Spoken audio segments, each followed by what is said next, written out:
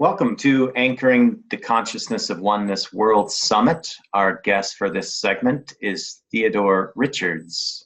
And today we will be talking about falling in love with the world in an age of apocalypse. Welcome, Theodore. Thanks, Todd.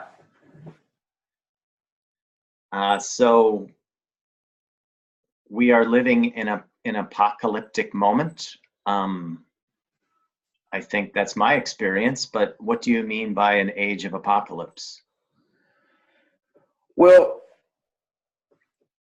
you might notice if you look at predictions of the end of the world that what generally happens with these predictions is the date comes and nothing happens and people go about their business, right? And it's been true in many different traditions. But I think we have to really look more deeply at the apocalyptic tradition in its historical context and really understand what's going on there. The apocalyptic tradition started during a period in which the Israelite people were feeling kind of under siege. They were under siege by Roman imperialism. They were under siege by an economic system that often alienated them and forced them into destitution or even slavery and increasing debt. And most significantly, they were in a situation in which Hellenistic culture, Greek culture, which dominated the Eastern Mediterranean, the Eastern Roman Empire, was imposing itself on Israelite culture. What that meant was the traditional stories and symbols, mythology, the cosmology through which they put their world together seemed to be coming to an end. So we have to ask the question, when we're talking about the end of the world, what do we actually mean? Well, we don't necessarily mean the literal physical world. I mean, what really is the world? Is it the planet? Is it our home? Is it our area? Is it the entire universe? Or is it the way we put together our world through our relationships and through our stories? So we're talking really about the end of a world view rather than an end of a world. We're talking about the end of a cosmology rather than the end of the cosmos itself. So that's the kind of context for it. And the word apocalypse means unveiling. It's the idea that something new is emerging on the other side of the veil. We can't see what's beyond the story we have about our world because we're so immersed in it. There's no way we can know what the new worldview will be because everything we do, the context, the lens through which we interpret everything that happens is that cosmology. So fast forwarding to today, we're looking at a moment in which there are many things coming to an end, many narratives coming to an end. We also have an experience in which there's kind of the possibility of a literal ending of human life on the planet, which is important to acknowledge. And these things are wrapped up together because what's happening is we're at a point where the stories we have brought forth through capitalism, through colonialism, through the Enlightenment period, through the industrial age, all of these narratives, all of these ways of organizing a civilization are coming crashing to an end because we're confronted with the fact that we live on a finite planet and that we are running out of resources and that we're toxifying and poisoning our planet and can no longer live on it if we don't change our ways. So you ask the question, we all have asked the question, why don't we just do it differently? Why, for example, is the United States so resistant to changing its policies? And the answer is because we're trapped in a story. We don't know how to do differently. We're so resistant to the possibility of what's on the other side of the veil because we have this narrative about who we are that's so dependent on it. And we're willing to kill ourselves in order to cling to it, which is what we're pretty much literally doing at this moment. So I think that where we're at is at the edge. We're at the edge of a particular mythology, a particular cosmology. And we're confronted with the possibility that we cannot survive anymore. We can't survive spiritually. We can't survive psychically, and we possibly can't survive physically without a new story emerging.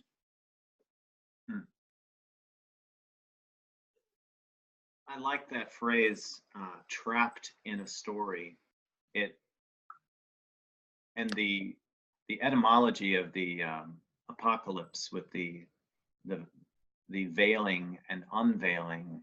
So it seems that we're trapped in a story, and we have no idea what the next story is, and we're trapped in it because it's all we know. Some of the tension that we feel in the world right now around ideas, peoples, civilizations, are these wars of stories? I think in some ways, in some contexts, surely they are. Another way to think of it too, though, is like, I mean, there's many different examples, right? So this plays out in all different ways. But I think the way I would frame it would be, they are conflicts that arise in the midst of the tensions that we feel as we reach the end of a story. Okay, so let me give you an example, right? So, and I'll again refer back to a small group of people a couple thousand years ago who felt as though their way of life, their story, was being threatened by a global power that imposed a culture, imposed an economic system on them that they couldn't comprehend. And this may feel familiar to people who are living in that very same region today. As we look at kind of like the modern Near East, which was also the context for Jesus and his story about an emerging the kingdom of God, is what he called it, right? A new way of life that overturned everything that was there before. Okay, so I think what happens when you reach the edge is there are inherent tensions in that process, and we're experiencing on the one hand, return to fundamentalisms, which are a kind of into fascism. Look, worldwide, we're seeing a global emergence of fascism. See it from India, and it's not just in India, the United States, Europe, all over. We're seeing a return to these fascist ideas. Because what do people look for in times of chaos? They look for order. And similarly, the return to this sort of these fundamentalist movements that are rising all over the place. And a kind of nihilism that goes with that often, particularly when they're associated with their more violent strains, but they're not always. But people are really sort of feeling that they are at an edge and that they must cling more deeply and strongly to the way things were before. Now, often this notion of the way things have been or were before are constructed and aren't really based on any kind of real history. It's particularly true with fundamentalism, right? But the idea is that it's scary on the other side because we don't know what's there. And what's really particularly dangerous and where this tension comes from is what's actually required more than anything in order to deal with this transformation is diversity and imagination and creativity. Because without those diverse perspectives and without imagination and creativity, we'll never come up with a new story. However, the tension lies in that human nature often is to cling more deeply to fundamentalisms and fascism, which are, if I don't think there's any better definition than sort of a loss of imagination for each of those movements.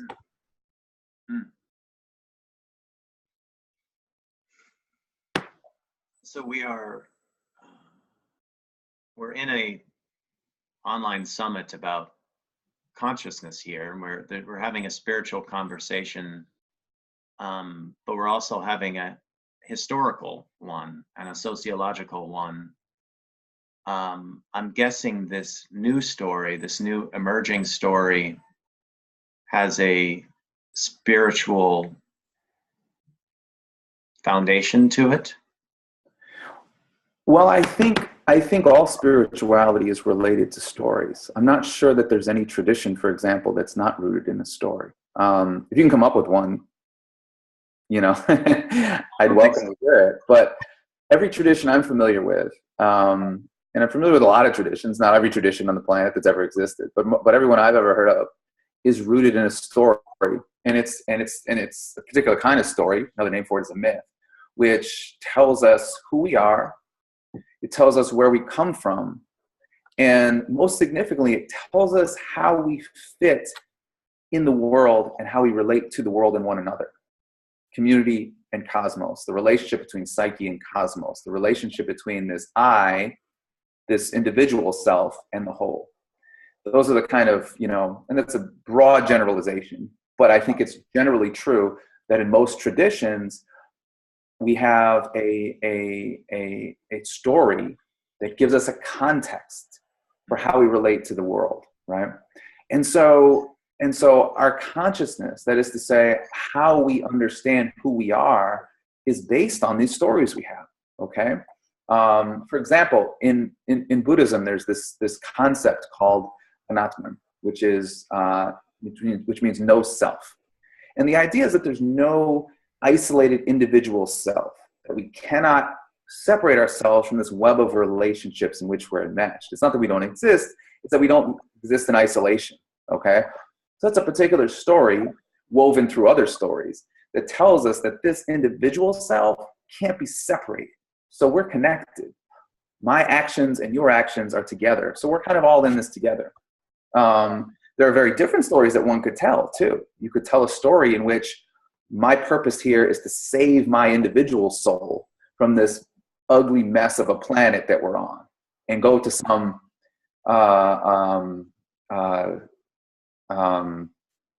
acosmic, to use Hans Jonas's word, space in which we're no longer part of anything in terms of the physical world.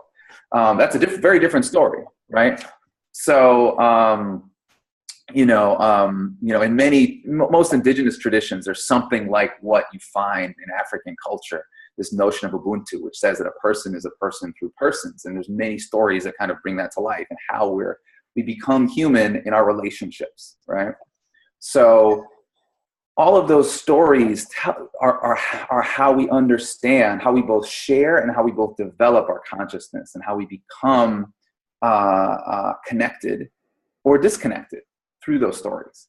And it's also true that I think we're confronted with challenges and that are planetary in a way that we've never had to confront them. By we, I mean human beings. I mean, I don't think we're confronted with sort of planetary challenges that we've never had before. And those challenges show us that, the plastic bottle that I throw in the garbage here in Chicago affects somebody in I don't know, the Philippines, let's say.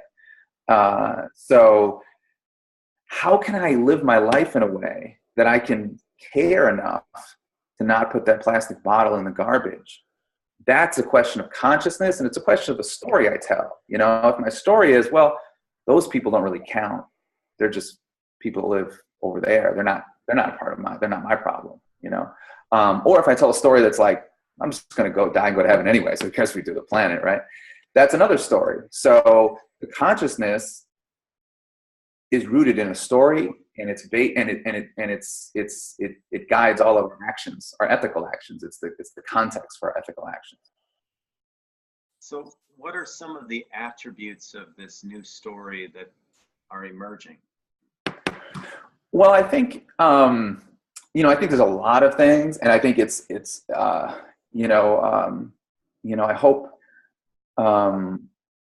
I hope that I can offer up sort of general concepts, because it's not for me to say exactly what the new story looks like, right? So it's going to be, woven together with many different stories, and we can't really know. But I would say, and some of these I think you probably guess based on our, what we've just been talking about. I think I'd start by saying that the new story has to be rooted in an earth-centered and ecological consciousness, right? So, and what does that mean? That means that when I think of this self, this question of who am I, that's rooted in ecological relationships, understanding that I am not entirely separate from the sun, the earth, the rain, the farmer who planted whatever I ate today, Uh, you know, the trucks that drove it to the store, the grains that were in this bowl of cereal, that all of those things come together and are in my body and in my soul because of what I had for breakfast this morning. So that's like an ecological consciousness. Like, think of ourselves in terms of a web of relationships, right? So, and what we know about ecology, ecological thinking, particularly deep ecology, is that nothing exists independently in an ecosystem. It's all in relationship. And we can think about this in terms of, it's really important we think about this in community and in human relationships, but also in sort of non-human relationships as well. You know, the relationships we have to plants, the animals, everything is connected, you know, and if we do harm to one part of the ecosystem, we're doing harm to ourselves. So that's one example. I think that you know, a lot of the work has to be done in terms of overturning the patriarchal consciousness that's dominated surely Western civilization for thousands of years, and finding a more balanced consciousness, a story that's not rooted so much in power over, but in shared power and in relationship. You know, and I think there has to be a more egalitarian economic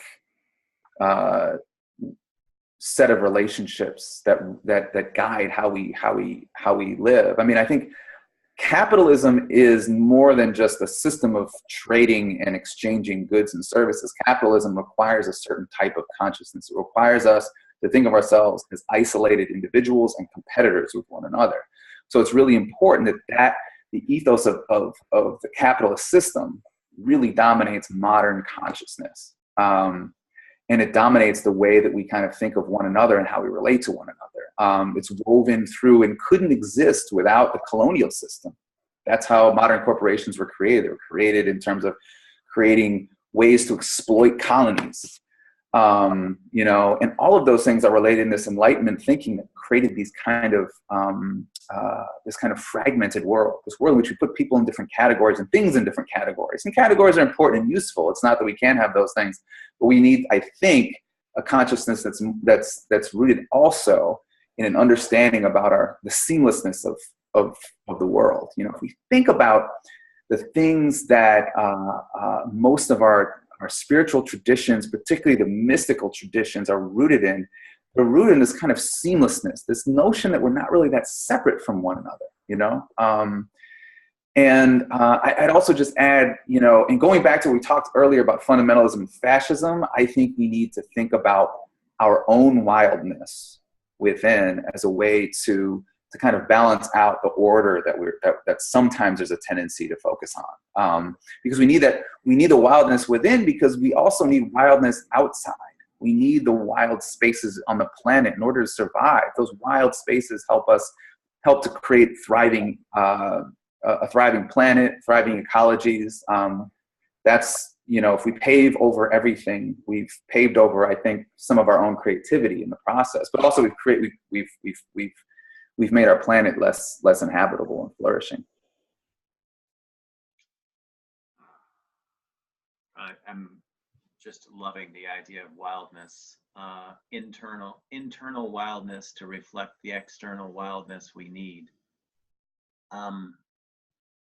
So this segment is entitled "Falling in Love: The World in an Age of Apocalypse." We've painted a rather bleak picture of the world as it is now, though not as bleak as it could be, that we're at the edge. How do we fall in love with a world with so much inequality, pain and suffering, destruction?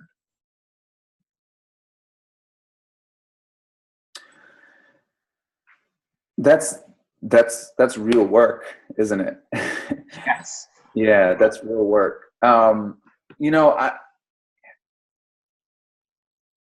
my intuition is that we we fall in love with three-dimensional things, not in two dimensions. That we fall in love with people, places, and things that have texture and depth, that are not simply notional or algorithms. So this is what I'll suggest.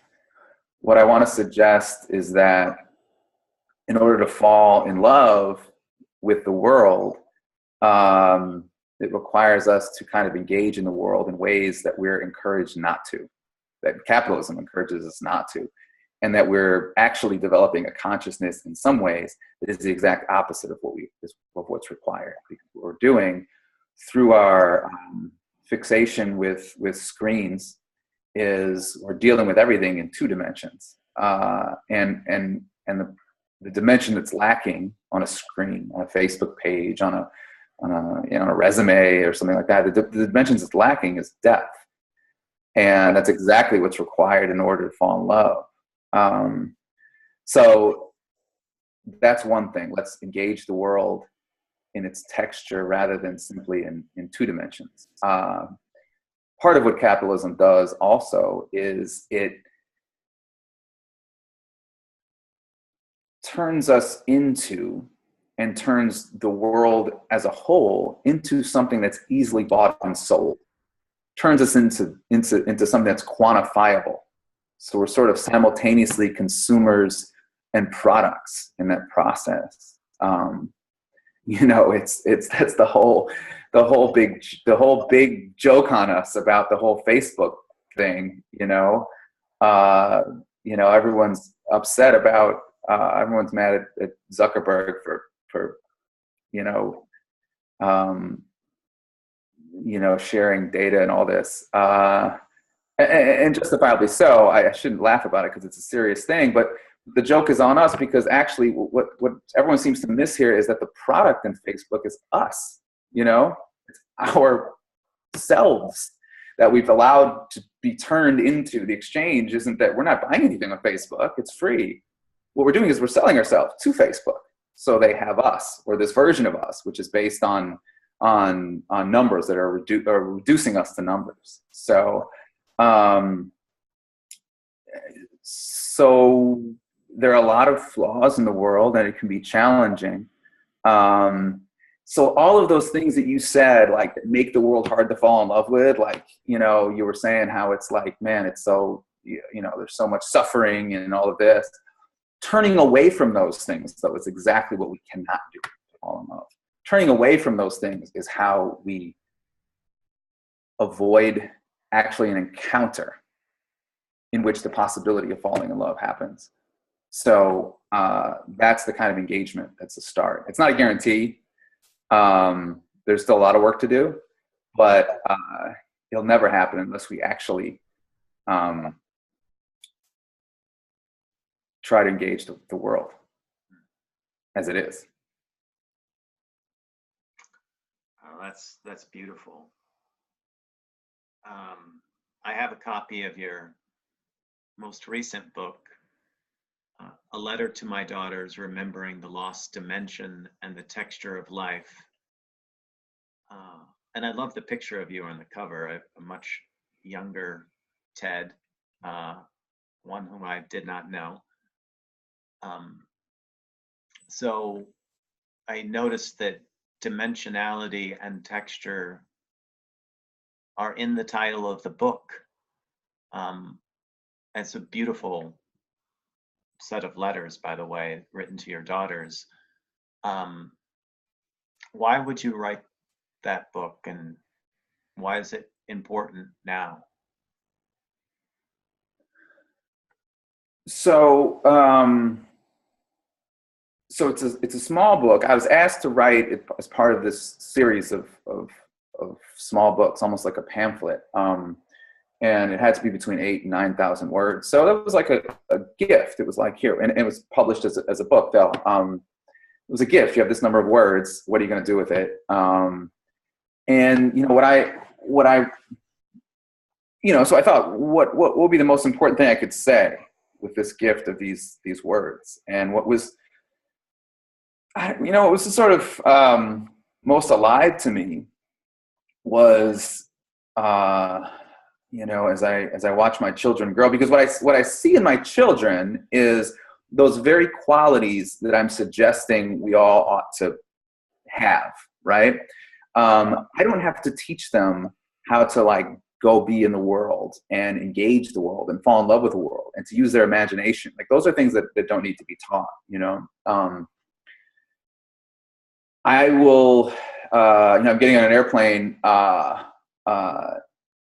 on Wednesday, and I'll come home on Friday, and I'll fly in this. I write about it in the book about flying in this kind of sterile space of an airplane from one airport to the next. And I'm flying from California to Chicago, and I could be flying from Cleveland to Memphis.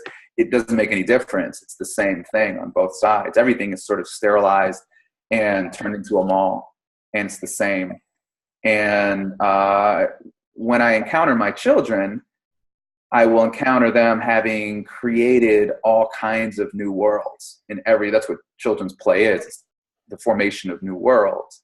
And they'll encounter the world and explore the world in ways that most of us older people simply don't.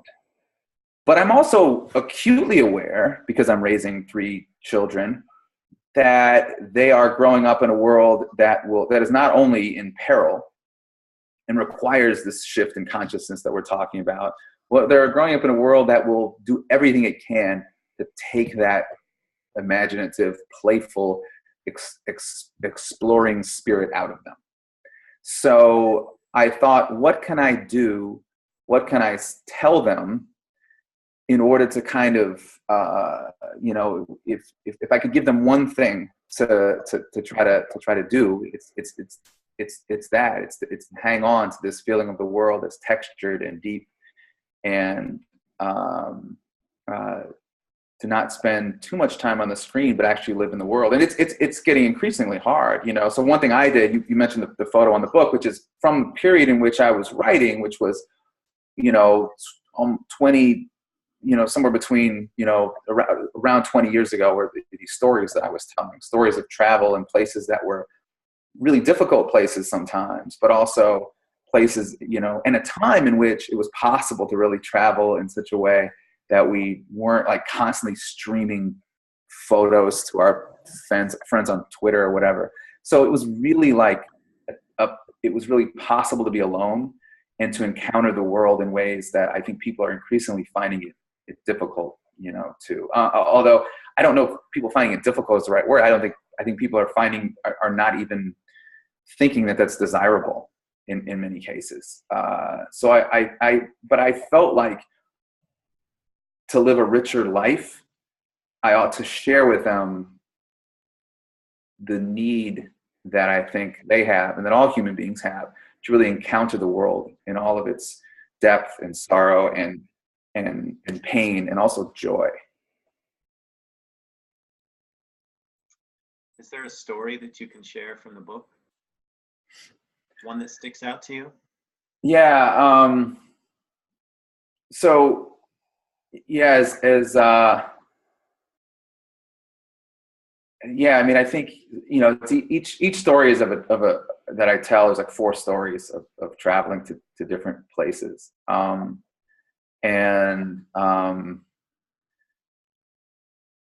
they're really about an encounter with something that I think is in some ways lost in our world, our kind of a modern industrial capitalist world.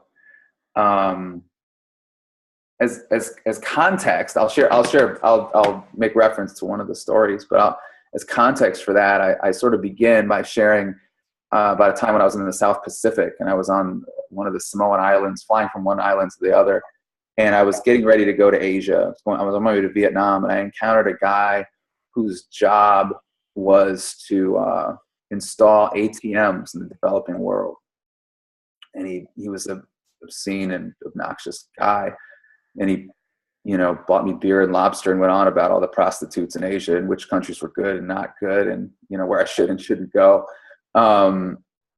It only occurred to me much later that what he was doing, both in his work and in his consciousness, was trying to flatten the world, to turn the world into something that was much more sterile and also exploitable for the global economy. And that was something I learned, I could talk.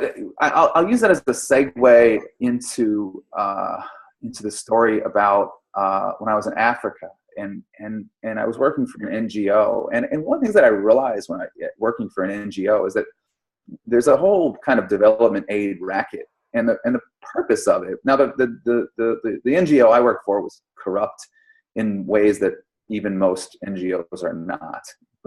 But this particular one was so this particular one was really problematic, but they're all problematic in that the real work of the NGO is, for one, to get money in order to sort of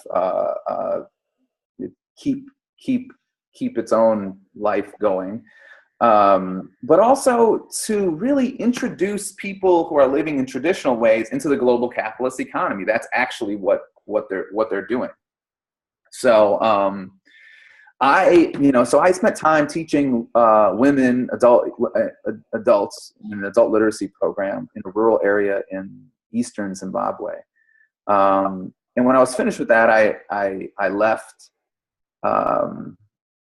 Zimbabwe and traveled into Mozambique, which had been caught in several decades of civil war, funded mostly by the United States and South Africa because it was a Marxist liberated African country, and it was just a war in which the purpose was only to destabilize the country. So they blew up bridges and hospitals and schools and things like that. So when I got there, it was just about I believe the poorest country in the world. And I arrived in the city of Beira, which is a coastal city that was completely decimated. There were shipwrecks all over, and people who had been, whose limbs had been lost in landmines, and the poverty was really extraordinary. And I found a bar that you could pay a couple dollars a day, maybe not even that, to camp out on the beach. And so I spent my time there. And what I on the last night that I was there, there was a storm that came in, and I had a cheap tent, and my tent filled with water. So I ended up spending the night in the bathroom in the bar, in the poorest country in the world. And I couldn't really sleep there. It wasn't a comfortable place to sleep, but I was relatively dry, and it was a relatively clean bathroom given the circumstances. And it was at that moment that I really started to write. And it was actually in that bathroom that I wrote the first chapter of my first novel. And it was, so I've come to think back on that moment as a real kind of birth or rebirth experience for me with the water. And I still remember, I'll say this, my last daughter was born in my arms. We didn't have anyone to help with the birth, so I caught her. And I had a moment when she was born, remembering being in the tent of the water dripping through as she came out, and all of the blood dripped into my hands. So it was so that was a sort of birth through the element of water for me. Wow, that's beautiful. So I know most of your work is in the field of education. Yes, you write novels, you write spiritual reflective books, and you've spent a lot of years changing the way that we work with kids. And so I'm guessing these principles of diversity and creation and imagination and come into your educational model? And what else do we need today in order to systematically educate our kids and still give them that dimensionality? Yeah, so I mean, I think that we, if we're going, the consciousness that emerges, the stories that emerge, are rooted in how we educate. They're rooted in the processes that we have for teaching and learning. And this is because what we do in a classroom, we do in any situation of where people are teaching and learning. We do it in our homes with our children as well. We do it in any teaching and learning context. What we do is we provide a metaphor for the world. That's what the space, that's what the learning space is. That's what the kind of relationships that are developed through teachers and students, through adults and children, among students. All of those are the creation of little worlds. And we teach far more in that, I should say, far more in the metaphor we use for the world than we do in any kind of specific curricular element, any kind of specific skill or piece of information. The problem is, I think, one problem we have is we focus far too much on specific skills and specific kind of isolated bits of information, rather than on the kind of real work of teaching and learning, which is creating a world, or at least a metaphor for the world. Because the metaphor that we create and that our students create in the classroom, that's the kind of world they want to go out and create when they leave the classroom, right? So that's the thing that we have to kind of wrap our minds around before we even have a conversation about it, is that we're trying to, it's the metaphor that's the thing, not the specific skills or the specific information. So what are the worlds that we have in our classrooms today? Well, we have schools that are rooted very much. I mean, most people who went to, kind of a typical big high school like the one I went to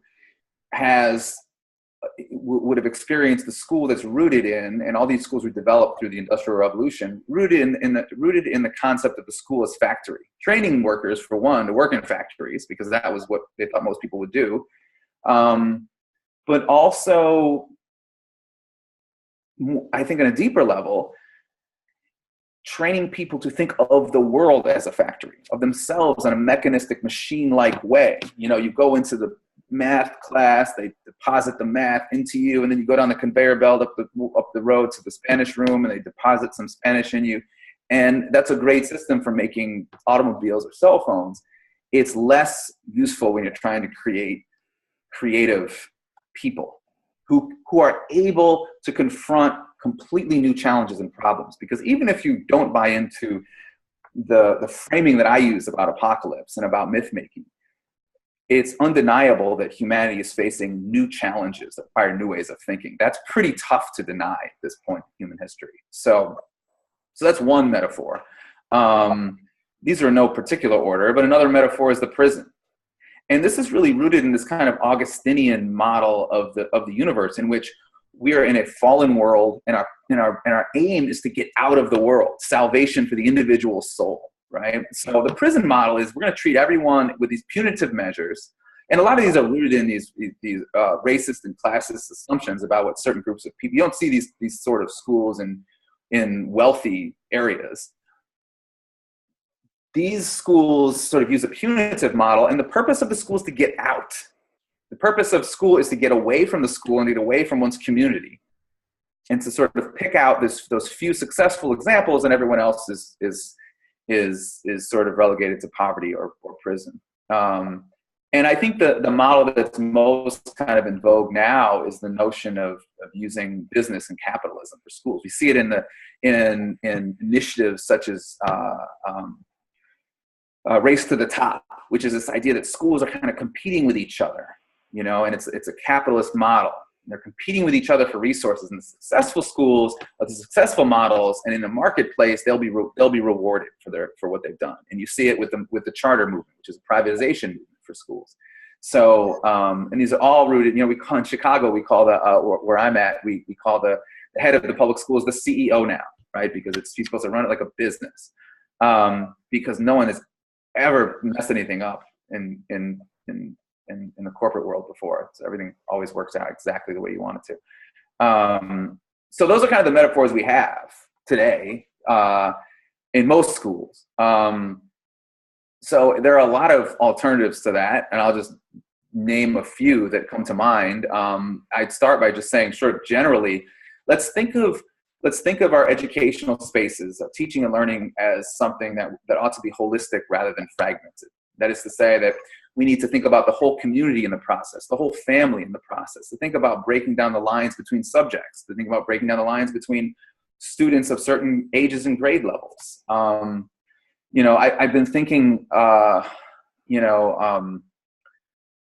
that every one-room schoolhouse is perfect in every way, but I think there are things about the one-room schoolhouse that we could learn from. And one is that you get people of different ages in the same space. You know, you also learn that we're kind of in this together, right? Excuse me. We're all in this room together, and we got the same teacher for 8 years or however long you're in your single-room schoolhouse. You know, and you're with the same kids for a long time. You've got to figure out how you can, we're sort of in a one planet schoolhouse right now, I think. And a couple other things come to mind. I mean, I think, creating a space matters. Sit in circles. Circles are liberatory. Circles teach us that we're an egalitarian space, not a space of hierarchy rather than rows. Use ecological models for interactions, for curriculum.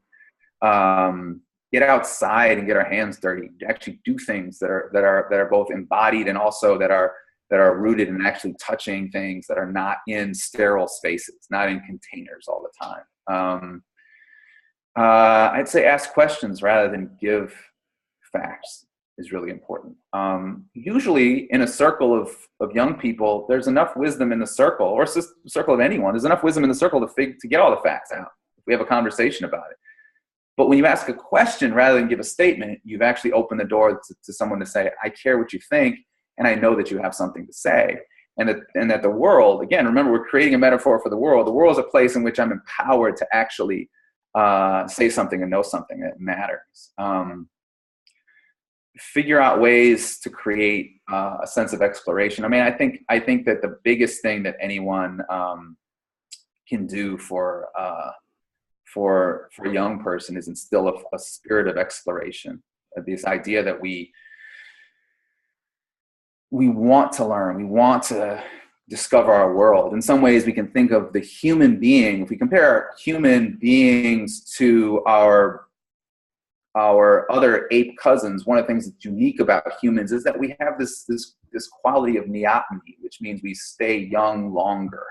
We retain childlike characteristics. It's the same characteristics that we have in domesticated animals like dogs. That's why we like dogs and we don't like wolves so much, because dogs act like puppies their whole lives in some ways, right? Most of us would be perfectly happy with a wolf pup in our house, but when it grows up, we wouldn't like it, right? So, but humans are like that, and it's an essential quality. It meant that human beings could wander out in the African savannah and make a world and explore a world. That was our gift, but it was a gift that we could do in community, and that's really important. And I'd add that as like a foundational element. And I mentioned it sort of in the holistic piece. It's like thinking about education as a community rather than individualistic endeavor, which has to be intergenerational. And there are many more things I could say, but I would also have to include, I think, the word joy, because if we can't make learning and teaching joyful, then I want to say, like, what's the point, really? But also we're not going to get very far. Those of us who are I think who go farthest find some sense of joy in learning And I think that's really important. So these kids that you've worked with, or that someone on your team has worked with,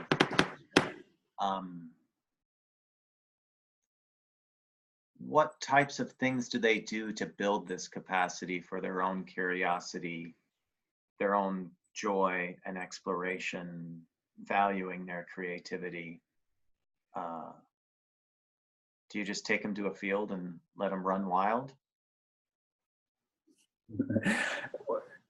Yeah, a little bit. That happens. I think that, there are a lot of things to say. I think one, a couple of things I could say is that we've attempted to find spaces for people to look at the stories they have about themselves, the stories they've been given by the culture, to critique those stories, and then the tools to retell them, to reimagine those stories. And it kind of gets back to where we started this whole conversation from, which is that the kind of real work we have as human beings right now is to reimagine our story. And that's both useful for the planet in general. What we do, we need people who are at the margins to have new stories for us about who we are, who they are, where we're going, what's possible.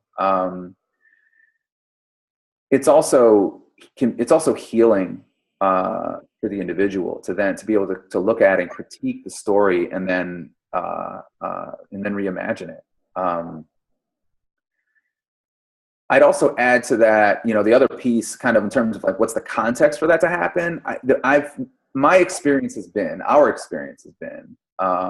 and I think everyone kind of who's been on our team feels similarly, that when we've been able to kind of bring a group of young people together, and we've done like summer camps and retreats where we go into a kind of wilderness or rural area, maybe camping, maybe staying in a little house or something like that, and really spend time together away from screens, no phones. We're outside, we see the stars. One of the sections in my recent book is about the sort of the awesomeness of seeing the stars in the desert, right? And that's like for people who live in the city, you never see the stars, So changing the context is really important.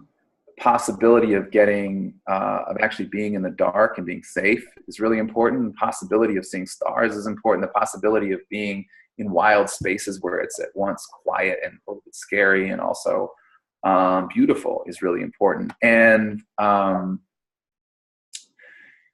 it's also an opportunity to really build community, because again, the most effective learning happens when you have a community of people who care about each other and they want to learn together and will support each other.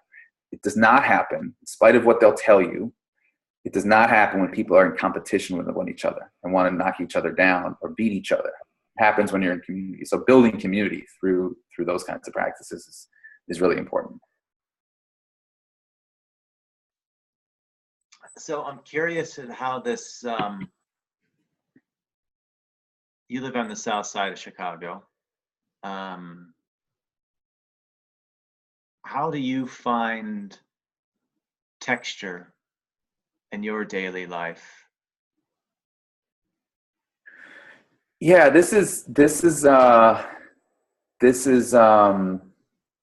it's partly a question of mindfulness. I don't have to be in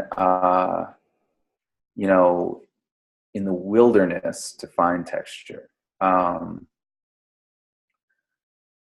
I find it so I think it's a question of mindfulness and of more human and humane practices that I can do throughout my day. I live also very close to Lake Michigan, which I can encounter, which is a depth and a wildness wilderness that huge proportions, right? So I can do that. I also can play with my kids, right? That's one thing I can do, like mindfully though, And I could rattle off a whole list of things that are possible to do mindfully and fully that allow us to access that depth and that texture in our daily lives. You know, making food, having conversation, you know, even though we're doing this on a screen, there's a depth to this conversation because we're encountering each other here, you know. It's like that encounter that I talked about as far as like, you know, how do we fall in love with the world, like encountering other people. You know, I was really moved. I did an event the other day and just had such a great group of people around. We're like sitting there and just having this similar conversation, but it was just a bigger, you know, big group of people. So, and it was like we were sharing food and drink, and there were kids there and older people, and it was just this really rich conversation that could happen, a really textured conversation that could happen. So, so there are many ways to do it. It's a question of mindfulness, and it is definitely not easy, for sure. You know, if I'm making it sound like it's easy, then that's not what I should be doing. So it's real work. It's just real work. That's what I'll say. You know, but it's much more of a question of mindfulness than of where you're situated, even though that matters.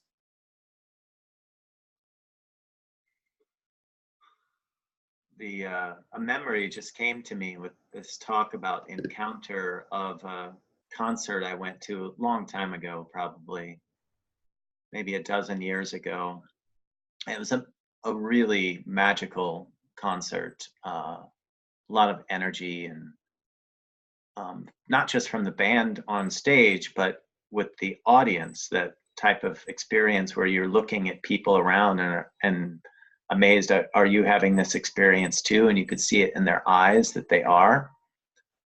But after the band played their encore, they left stage and they must have hurried and ran through some tunnel and came back up in the hallway and played unplugged, just as people were walking out.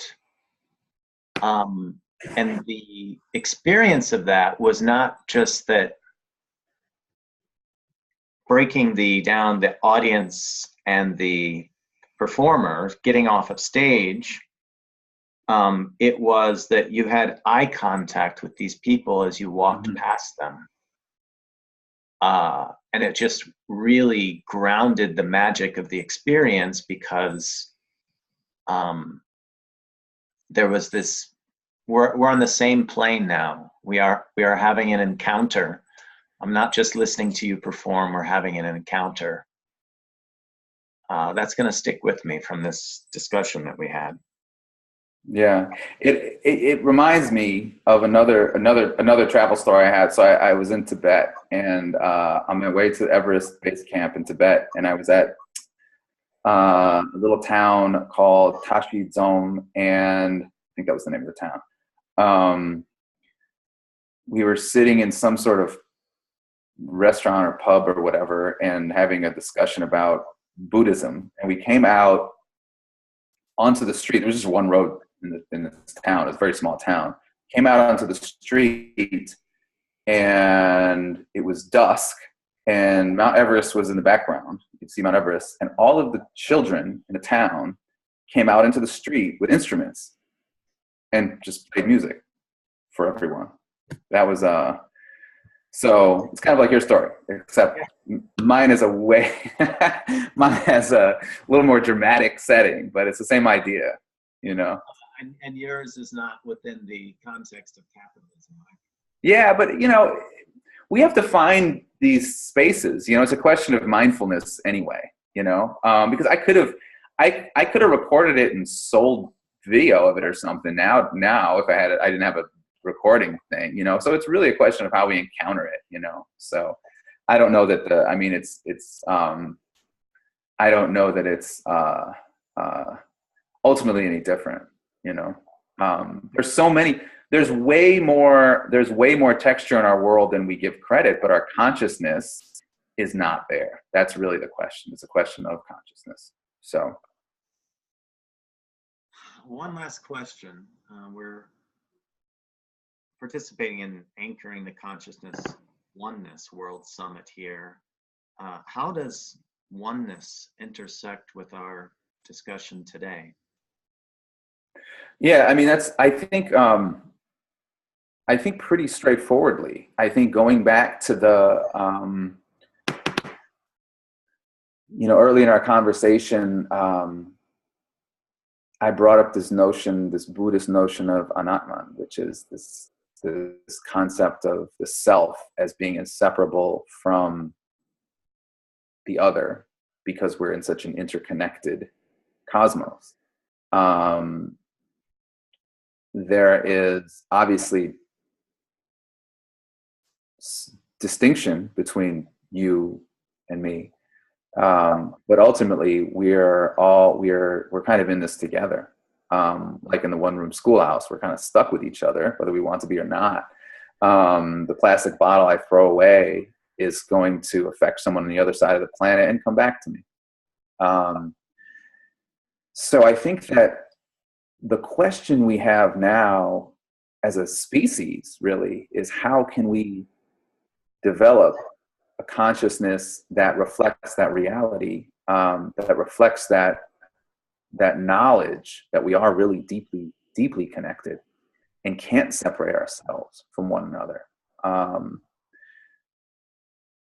We live on a single planet, an island really, and right now it's the only planet we got. So if we don't cultivate that kind of consciousness that we're a single, that life itself really is one, that existence itself really is one.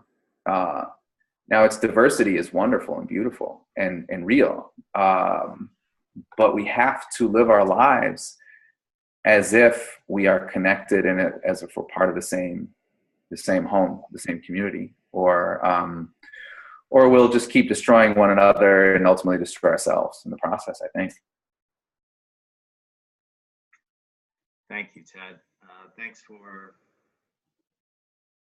helping us all form new worlds.